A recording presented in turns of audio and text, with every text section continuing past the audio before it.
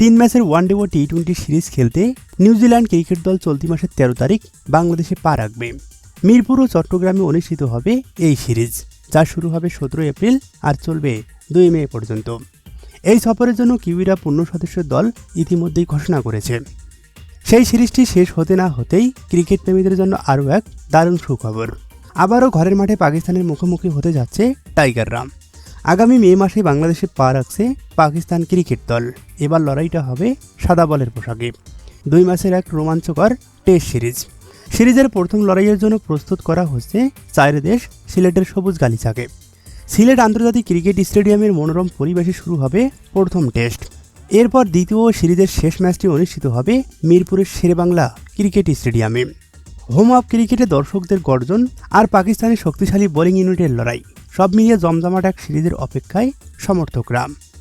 ঘরের মাঠে পাকিস্তানের বিপক্ষে বাংলাদেশের রেকর্ড আরও সমৃদ্ধ করার মিশন নিয়ে মাঠে নামবে নাজমুল শান্তর দল।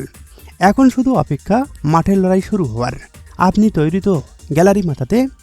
খেলাধুলার সব রকমের আপডেট সবার আগে পেতে চোখ রাখুন ট্রেন্ডস ক্রিকেটে। ধন্যবাদ।